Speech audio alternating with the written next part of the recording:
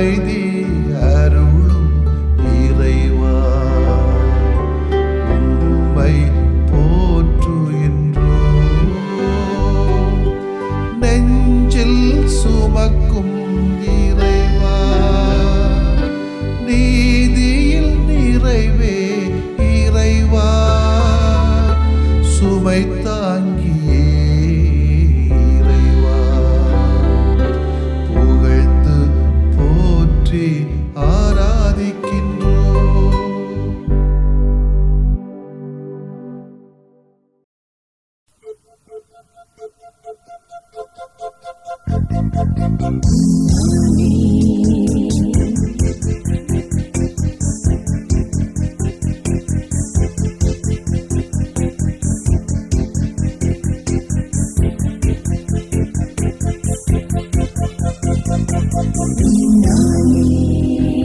உன்னாலே தினம் வாழும் ஒரு ஜீவன் நான், உனக்காக மனம் திறந்து வருகின்றேன் நான்.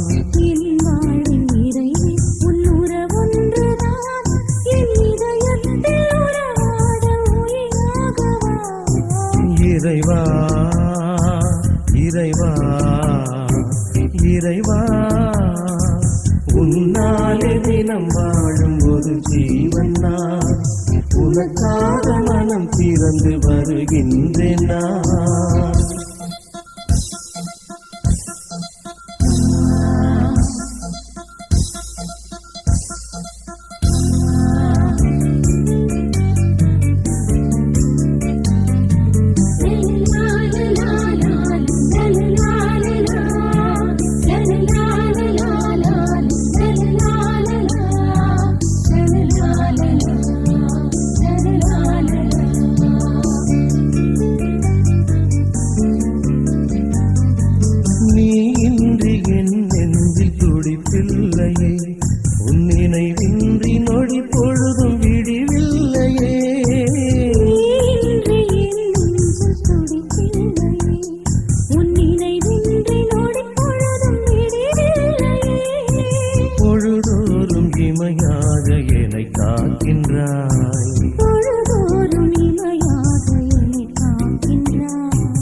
எனதாக ஏற்கின்றேன் என் இயேசுவே.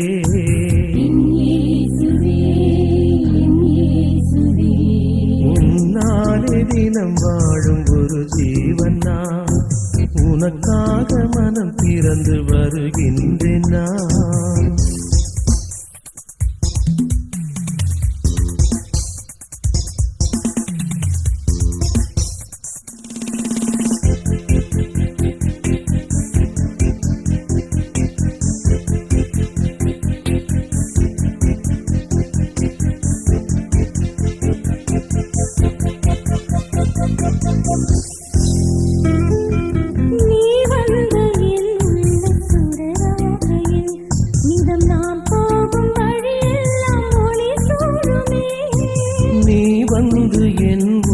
சுடராகையில் நிதம் நாம் போகும் வழியெல்லாம் ஒளி சூடுமே.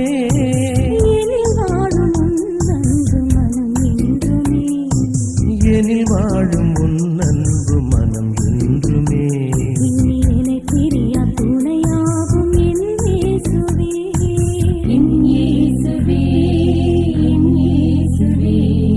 உன்னாலே தினம் வாழும் ஒரு ஜீவன் நான், உனக்காக மனம் திறந்து வருகின்றேன் நான்.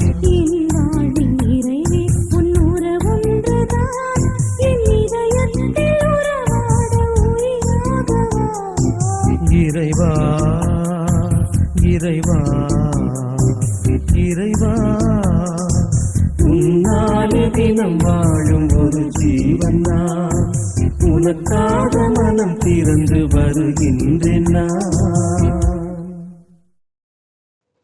லூக்கா நற்செய்தி அலகு 15 இறை சொற்றொடர்கள் 1 முதல் 3 மற்றும் 11 முதல் 32 வரை. அக்காலத்தில் வரி தண்டுவோர் பாவிகள் யாவரும் இயேசு சொல்வதை கேட்க அவரிடம் நெருங்கி வந்தனர். பரிசேயரும் மறைநூல் அறிஞரும் இவர் பாவிகளை வரவேற்று அவர்களோடு உணவருந்துகிறாரே என்று முணுமுணுத்தனர். அப்போது அவர் அவர்களுக்கு இந்த ஓமையை சொன்னார். ஒருவருக்கு 2 புதல்வர்கள் இருந்தார்கள். அவர்களுள் இளையவர் தந்தையை நோக்கி, அப்பா, சொத்தில் எனக்கு உரிய பங்கை தாரும் என்றார். அவர் சொத்தை அவர்களுக்கு பகிர்ந்து அளித்தார். சில நாட்களுக்குள் இளைய மகன் எல்லாவற்றையும் திரட்டி கொண்டு தொலைநாட்டுக்கு நடுமயணம் மேற்கொண்டார். அங்கு தாறுமாறாக வாழ்ந்து தம் சொத்தையும் பாழாக்கினார். அனைத்தையும் அவர் செலவழித்தார். பின்பு அந்த நாடு முழுவதும் கொடிய பஞ்சம் ஏற்பட்டது. அப்பொழுது அவர் வறுமையில் வாடினார். எனவே அந்நாட்டு குடிமக்களுள் ஒருவரிடம் அண்டி பிழைக்கச் சென்றார். அவர் அவரை பன்றி மேய்க்க தம் வயல்களுக்கு அனுப்பினார். அவர் பன்றிகள் தின்னும் நெட்டுகளால் தம் வயிற்றை நிரப்ப விரும்பினார். ஆனால் அதை கூட அவருக்கு கொடுப்பார் இல்லை. அவர் அறிவு தெளிந்தவராய், என் தந்தையின் கூலி ஆட்களுக்குள் தேவையான மிகுதியான உணவு இருக்க நான் இங்கு பசியால் சாகிறேனே.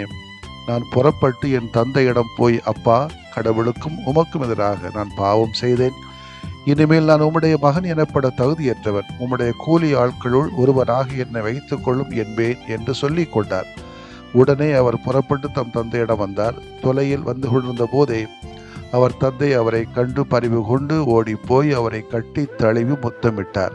மகனோ அவரிடம், அப்பா, கடவுளுக்கும் உமக்கும் எதிராக நான் பாவம் செய்தேன். இனிமேல் நான் உம்முடைய மகன் எனப்பட தகுதியற்றவன் என்றார்.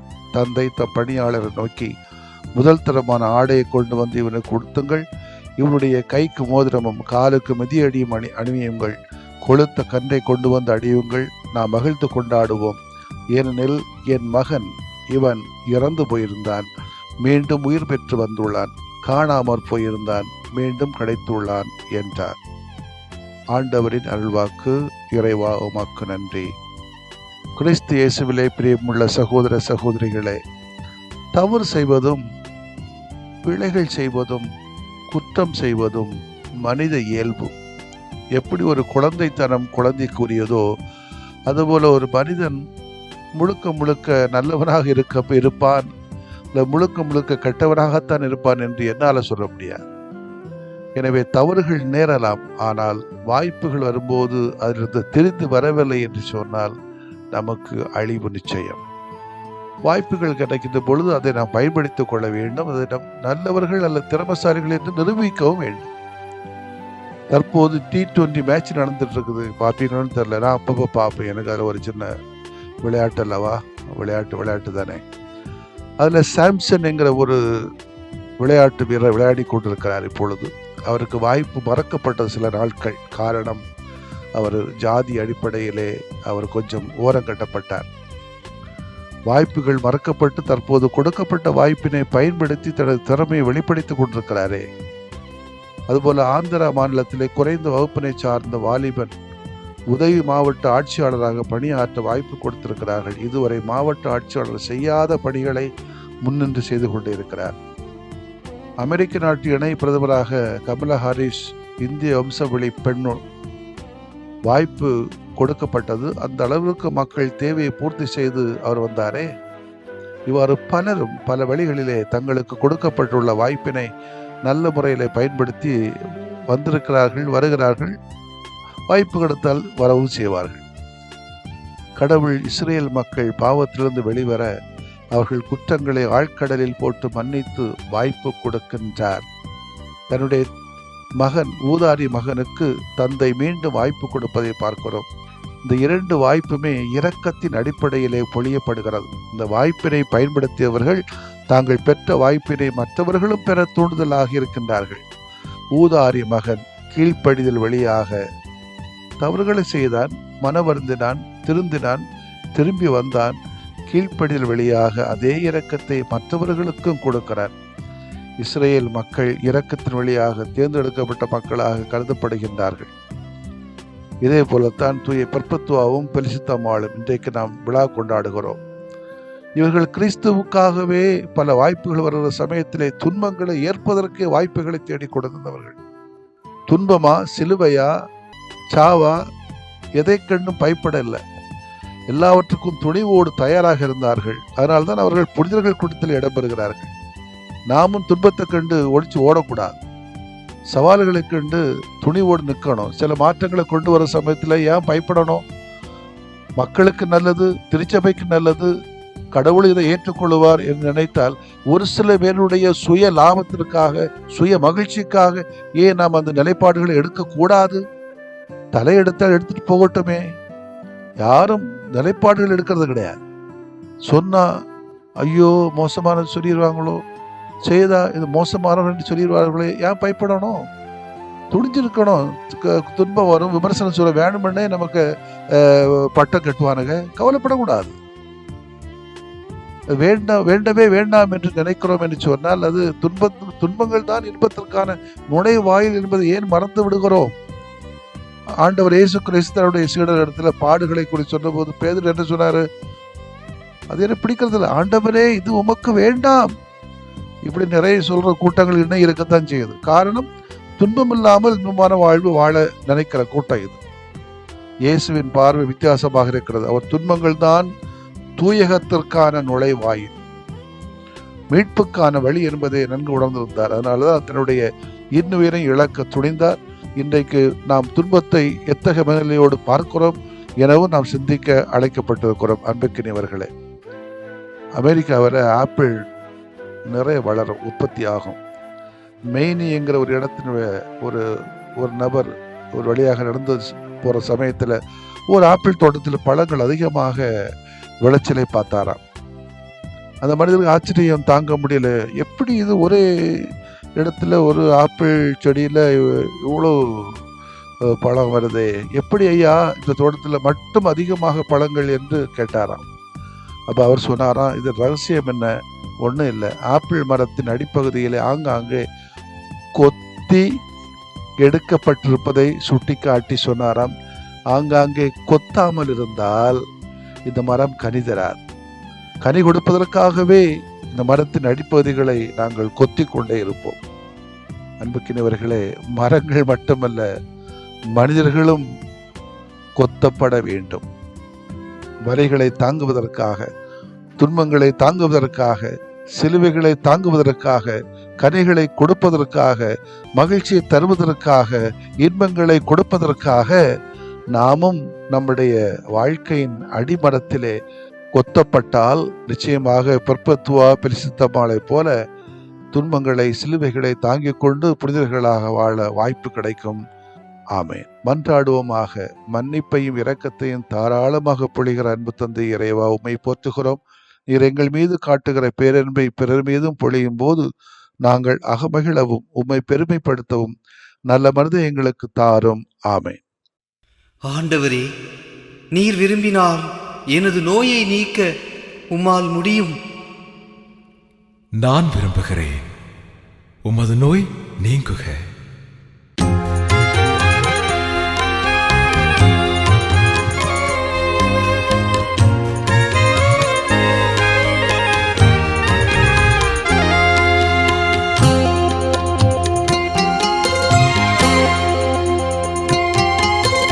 நம்பினேன் ஆண்டவரே நலம் தாருமே, நம்பினேன் ஆண்டவரே நலம் தாருமே.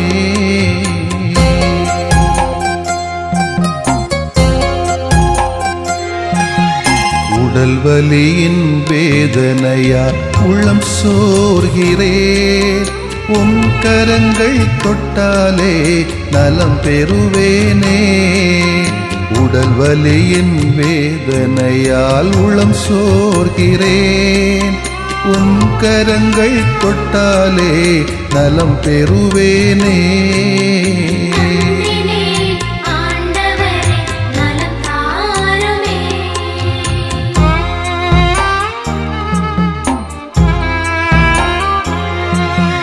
தீராத தலைவலியால் நிலைகுலைகின்றேன், தலைவாவும் பாதத்திலே தலை சாய்க்கிறேன். தீராத தலைவலியால் நிலைகுலைகின்றேன், தலைவாவும் பாதத்திலே தலை சாய்க்கிறேன்.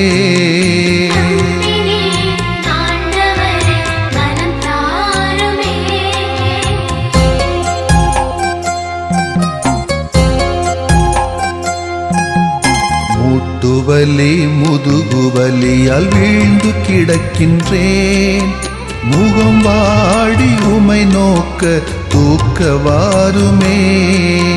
மூட்டுவலி முதுகுவலியால் வீழ்ந்து கிடக்கின்றேன். முகம் வாடி உமை நோக்க தூக்க வாருமே.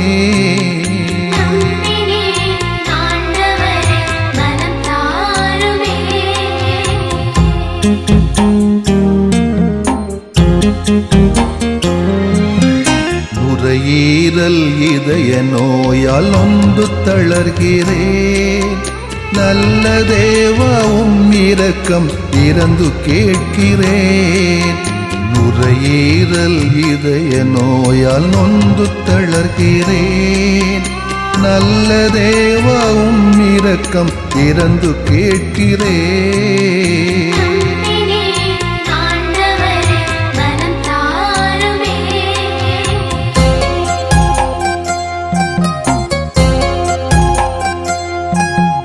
பார்வையும் செவித்திறனும் குறைய காண்கிறேன்.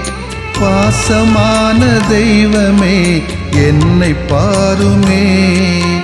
பார்வையும் செவித்திறனும் குறைய காண்கிறேன். பாசமான தெய்வமே என்னை பாருமே.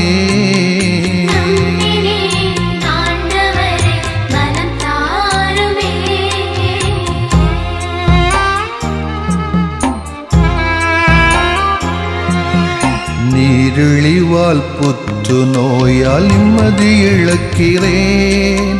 நீரேவும் வல்லமையால் குணம் தாருமே. நீரிழிவால் புற்று நோயால் நிம்மதி இழக்கிறேன். நீரேவும் வல்லமையால் குணம் தாருமே.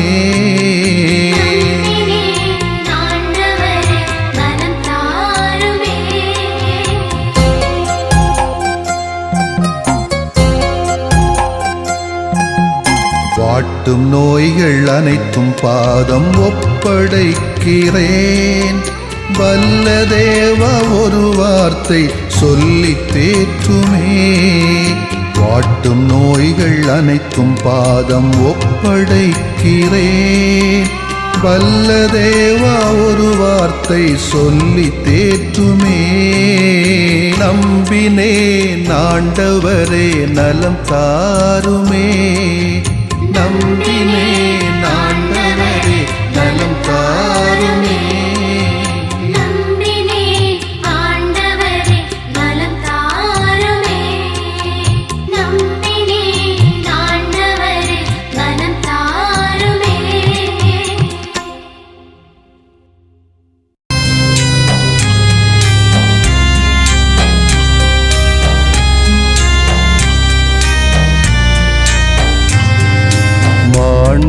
மாண்புயரிவருள் அடையாளத்தை தாழ்ந்து பணிந்து ஆராதிப்போம். பழைய நியம முறைகள் அனைத்தும் இனி மறைந்து முடிவு பெறுக. புதிய நியம முறைகள் வருக. புலன்களாலே மனிதன் இதனை அறிய இயலா. குறைகள் நீக்க நம்பிக்கையின் உதவி பெறுக.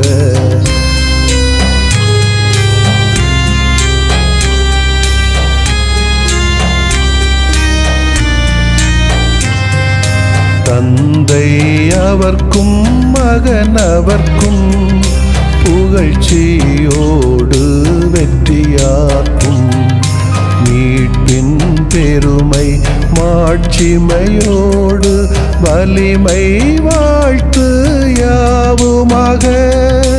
இருவரிடமாய் வருகின்றவராம் தூய ஆவியானவர்க்கும்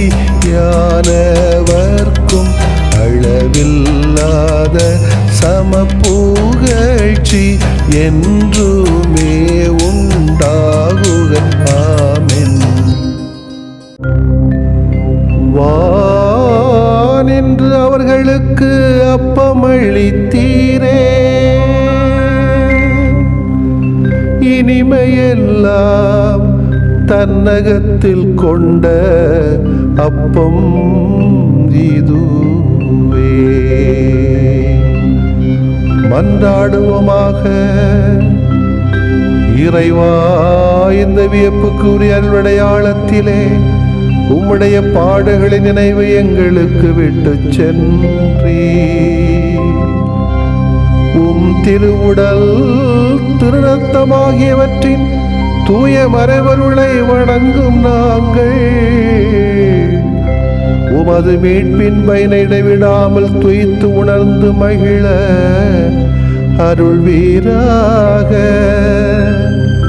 தந்தையாகி இறைவனோடும் தூய ஆவியாரின் ஒன்றிப்பில் இறைவனா என்றென்றும் வாழ்ந்து ஆட்சி செய்கின்ற உம்மை மன்றாடுகிறோம்.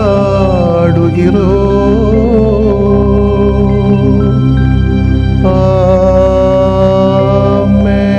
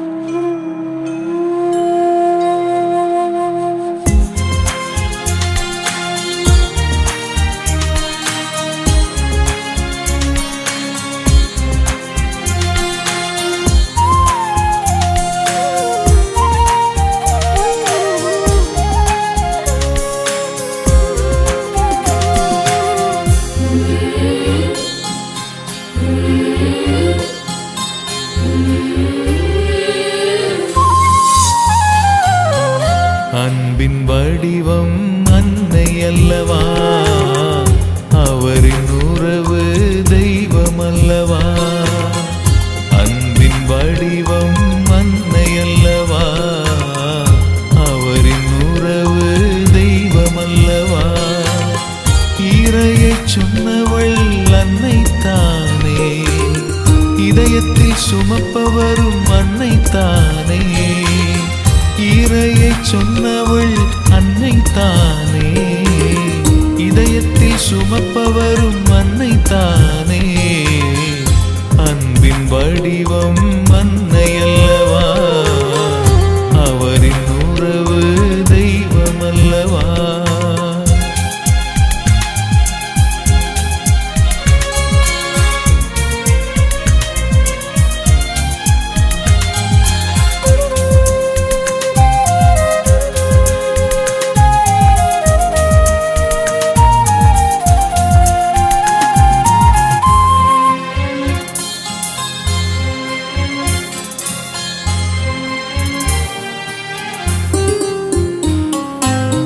கருவை சுமந்து உருவம் தந்தாய், கண்ணயராது காத்து நீதம் வளர்த்தாய்.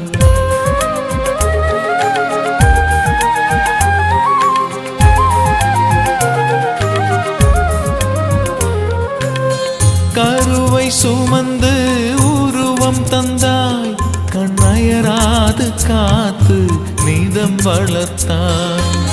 காலமெல்லாம் உன் அன்பை பாடுவே, காலடி அமர்ந்து உன் புகழ் பாடுவே. காலமெல்லாம்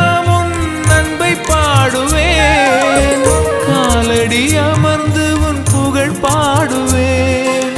அம்மா அம்மா மரியே எங்கள் மாமரியே, அம்மா அம்மா மரியே எங்கள் தாய்மரியே, அம்மா அம்மா மரியே எங்கள் மாமரியே, அம்மா அம்மா மரியே எங்கள் தாய்மரியே. அன்பின் வடிவம் அன்னை அல்லவா, அவரின் உறவு தெய்வம் அல்லவா.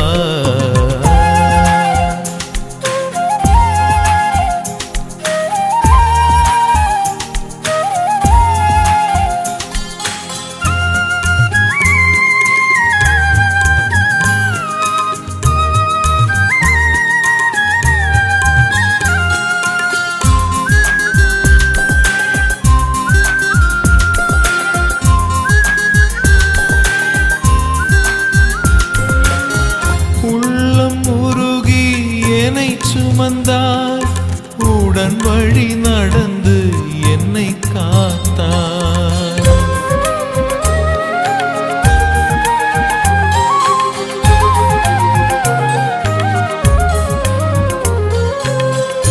உள்ளம் உருகி என்னை சுமந்தாய், உடன் வழி நடந்து என்னை காத்தார்.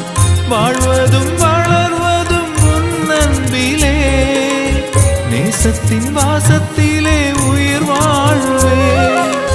வாழ்வதும் வளர்வதும் உன் அன்பிலே, நேசத்தின் வாசத்திலே உயிர் வாழ்வேன்.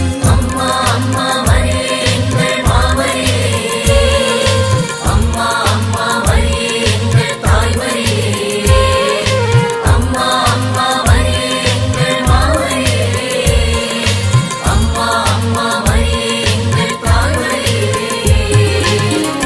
அன்பின் வடிவம் அன்னை அல்லவா, அவரின் உறவு தெய்வம் அல்லவா. அன்பின் வடிவம் அன்னை அல்லவா, அவரின் உறவு தெய்வம் அல்லவா. இறையை சொன்னவள் அன்னை தானே, இதயத்தில் சுமப்பவரும் அன்னை தானே.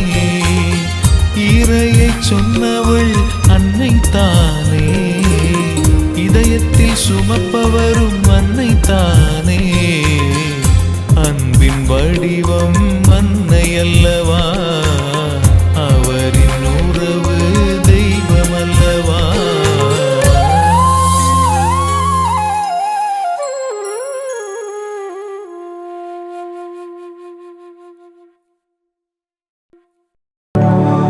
தூய இறை நன்மைக்கு எல்லா காலமும் தொழுகையும் புகழும் போற்றியும் ஆட்சிமையும் உண்டாக கடவது. போற்றியும் ஆட்சிமையும் உண்டாக கடவது. தந்தை மகன் தூய ஆவியாரின் பெயராலே ஆமென்.